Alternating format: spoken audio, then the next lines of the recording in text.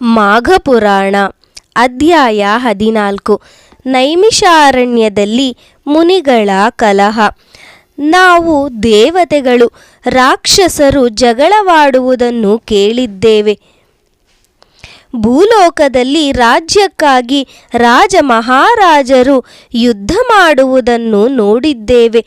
ಆಸ್ತಿಗಾಗಿ ಅಣ್ಣ ತಮ್ಮಂದಿರು, ತಂದೆ ಮಕ್ಕಳು ಜಗಳವಾಡುವುದನ್ನು ಬಲ್ಲೆವು. ಆದರೆ ಸರ್ವಸಂಗ ಪರಿತ್ಯಾಗಿಗಳಾದ ಮುನಿಗಳು ಕಲಹವಾಡುವುದನ್ನು ಕೇಳಿರುವಿರಾ?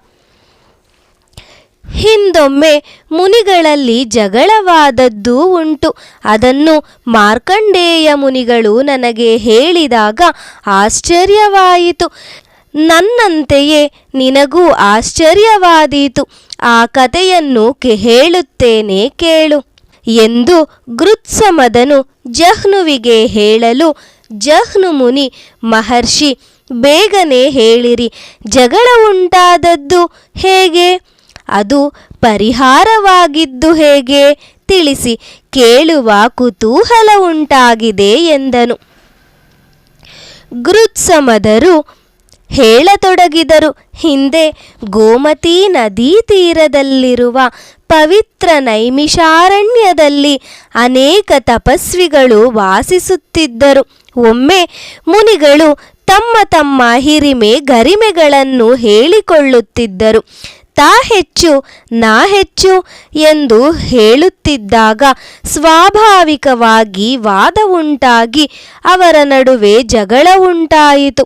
ಪ್ರಶಾಂತವಾದ ವನ, ಅಲ್ಲಿನ ಆಹ್ಲಾದಕರ ವಾತಾವರಣದಲ್ಲಿ ಈ ರೀತಿ ಕಲಹ ಉಂಟಾಗಿದ್ದೇ ಪ್ರಮಾದವಾಯಿತು.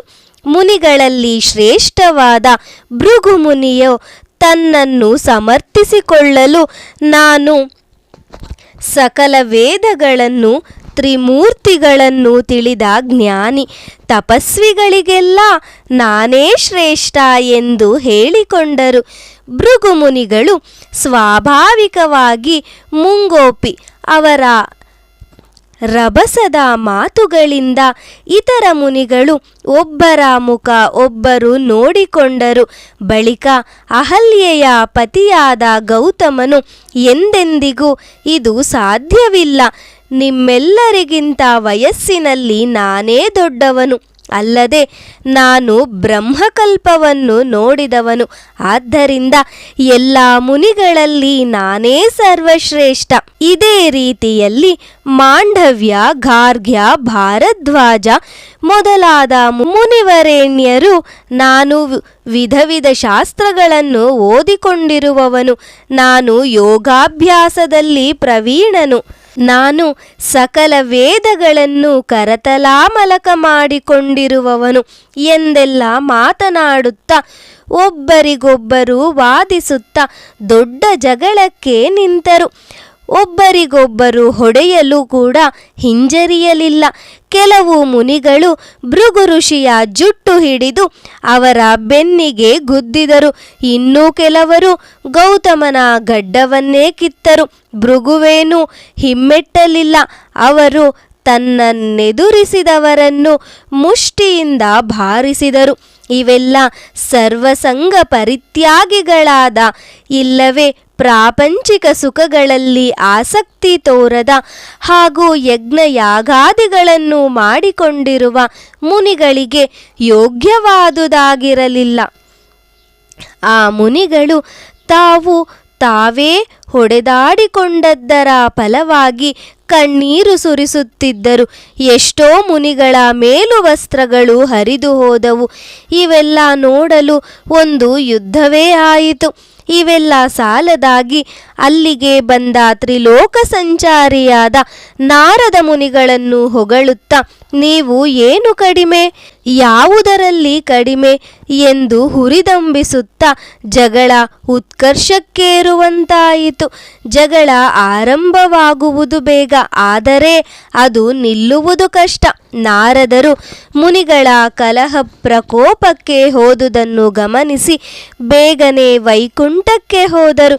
ಮಹಾವಿಷ್ಣು ನಾರದನಿಂದ ವಿಷಯ ತಿಳಿದು ಮುನಿಗಳು ಅಜ್ಞಾನವಶರಾಗಿ ಹೊಟ್ಟೆ ಕಿಚ್ಚಿನಿಂದ ಒಬ್ಬರಿಗೊಬ್ಬರು ಮಾಡುತ್ತಿದ್ದಾರೆ. ಇದೆಲ್ಲ ಮಾಯೆಯ ಪ್ರಭಾವ. ಏನೇ ಇದ್ದರೂ ನಾವು ಈ ಮಹಾಮುನಿಗಳ ಕಲಹವನ್ನು ಬೇಗನೆ ನಿಲ್ಲಿಸಬೇಕು. ಸದಾ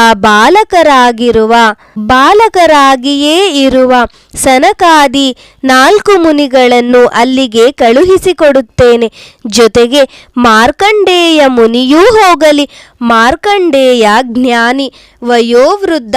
ಸನಕಾದಿ ಮುನಿಗಳಿಗೂ ಮಾರ್ಕಂಡೇಯನಿಗೂ ಜಗಳವಾಗುತ್ತಿರುವ ಮುನಿಗಳಿಗೂ ವಾದ ವಿವಾದಗಳಾಗುತ್ತದೆ. ಏನಾಗುವುದೋ ನೋಡೋಣ. ನೀನು ಅಲ್ಲಿಗೆ ಹೋಗುವೆಯಾ ಎಂದು ಒಂದು ಪರಿಹಾರ ನೀಡಿದರು. ಶ್ರೀಹರಿಯ ಆಜ್ಞಾನುಸಾರ ಮಾರ್ಕಂಡೇಯ ಸನಕಾದಿ ಮುನಿಗಳೊಂದಿಗೆ ನೈಮಿಷಾರಣ್ಯಕ್ಕೆ ಹೊರಟು ಬಂದರು. ಎಲ್ಲ ಮುನಿಗಳನ್ನು ತನ್ನ ಸಾಂತ್ವನ ಮಾತುಗಳಿಂದ ಶಾಂತಗೊಳಿಸಿದರು. ಜಗಳವು ನಿಂತಿತು. ಸನಕಾದಿ ಮುನಿಗಳು ಮಾರ್ಕಂಡೇಯರು ಸ್ವಲ್ಪ ಹೊತ್ತಿಗೆ ಬಂದರು. ಆಗ ಮಾರ್ಕಂಡೇಯರು ಬಾಲಮುನಿಗಳನ್ನು ಸ್ವಾಗತಿಸಿ ಸತ್ಕರಿಸಿ ಅವರ ಪಾದಗಳಿಗೆ ನಮಸ್ಕರಿಸಿದರು. ಸನಕ, ಸನಂದನ, ಸನತ್ಕುಮಾರ, ಸನತ್ಸುಜಾತ ಮುನಿಗಳು, ಮುನೀಂದ್ರ, ಇದೇನು ತಾವು ಮಾಡುತ್ತಿರುವುದು? ಈ ಎಲ್ಲ ಮುನಿಗಳ ಪೈಕಿ ಅತ್ಯಂತ ಕಿರಿಯರು ಈ 5 ವರ್ಷದ ಬಾಲಕರಿಗೆ ತಾವು ಸತ್ಕರಿಸಿ ನಮಸ್ಕರಿಸುವುದು ಸರಿಯೇ? ಸಪ್ತ ಮಹಾಕಲ್ಪಗಳನ್ನು ಕಂಡ ನೀವು ಇಲ್ಲಿ ಎಲ್ಲರಿಗಿಂತ ಹಿರಿಯರು ಎಂದರು.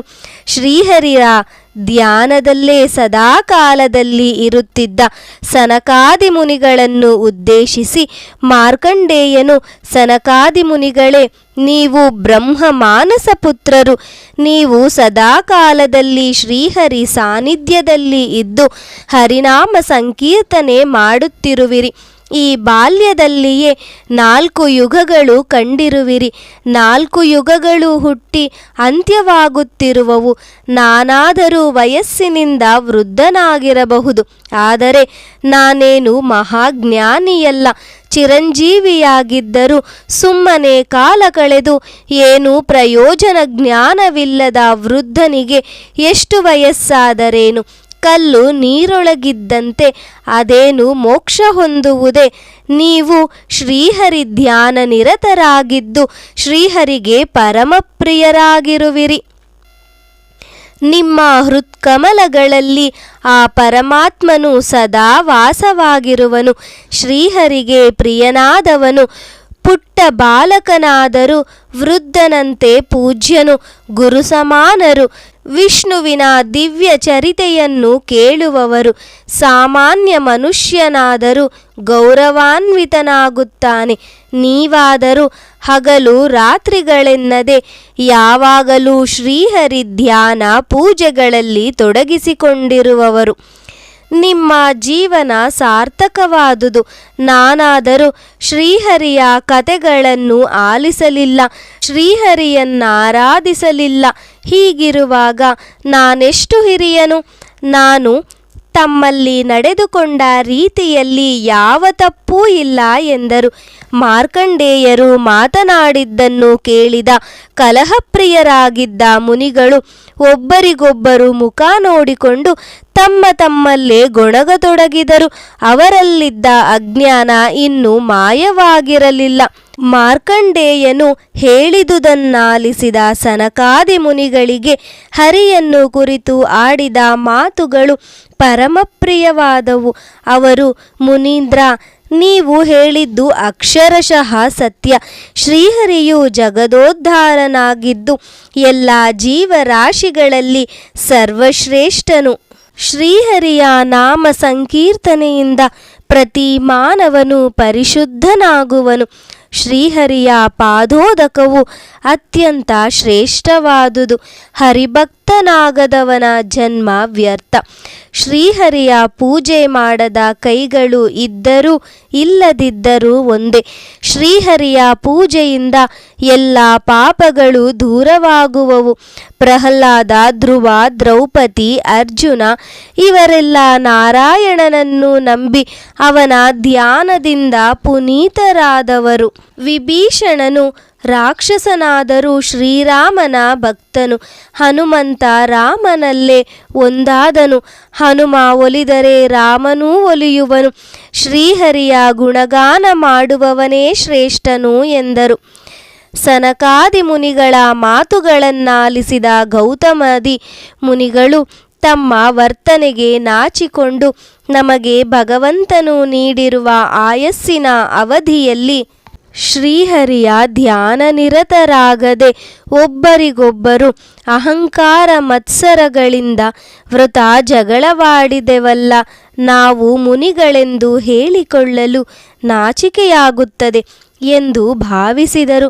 ಬಳಿಕ ಪ್ರತಿಯೊಬ್ಬರೂ ಸನಕಾದಿ ಮುನಿಗಳಿಗೆ ನಮಸ್ಕರಿಸಿ, ಮುನಿಗಳೇ, ತಾವು ಇಲ್ಲಿಯವರೆಗೂ ಬಂದು ನಮ್ಮ ಅಜ್ಞಾನವನ್ನು ಹೋಗಲಾಡಿಸಿದಿರಿ. ನಿಜಕ್ಕೂ ನಾವೆಲ್ಲ ಅಜ್ಞಾನವಶರಾಗಿ ಶ್ರೀಹರಿಯನ್ನು ಮರೆತು ಕದನವಾಡಿದೆವು. ಇಂದಾದರೂ ತಮ್ಮಿಂದ ಶ್ರೀಹರಿಯ ಕಥೆಯನ್ನು ಕೇಳುವ ಅವಕಾಶವಾಯಿತು.